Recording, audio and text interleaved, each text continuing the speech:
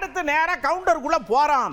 ஐயா அடுத்து வர்ற எலெக்ஷனு, அதுக்கு அடுத்து வர்ற எலெக்ஷனு, எல்லா எலெக்ஷன்லையும் நாங்க தான் ஜெயிப்போம், நாங்க தான் ஜெயிப்போம், நாங்க தான் ஜெயிப்போம் முதலமைச்சர் சொல்லுதாங்களே.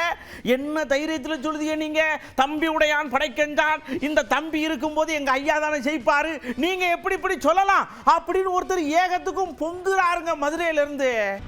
இன்னைக்கு பார்த்தா ஊட்டியில போய் சொல்றாரு 2026 தேர்தல், 2031 நாங்க தான், 2036 நாங்க தான், நீங்க தான், மாற்று கருத்து இல்லை. ஆட்சி அமைக்கிறது அவங்கதானா? யாரு? ஸ்டாலின். 4 ஆண்டுகளே இந்த நாடு கொடுக்கல. இந்த நாடு நடுத்தருவில் வந்து நிக்குது, நாட்டு மக்கள் எல்லாம் நடுத்தருவில் நிக்கிறாங்க.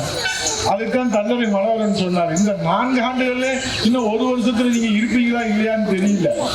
இதுல 15 ஆண்டுகள் இருப்பாங்க. 15 ஆண்டுகள் எங்க இருப்பீங்க?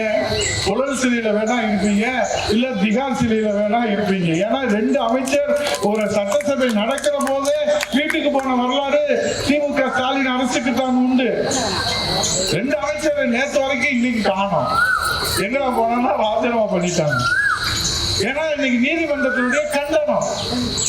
இதுதான் இந்த அரசினுடைய லட்சணம். இதுல இவர் சொல்றாரு, நாங்க 15 ஆண்டுகளுக்கு நாங்க தான் தொடருவோம். தொடர்வீங்க, தொடர் சிலையில வேணா தொடருவார்.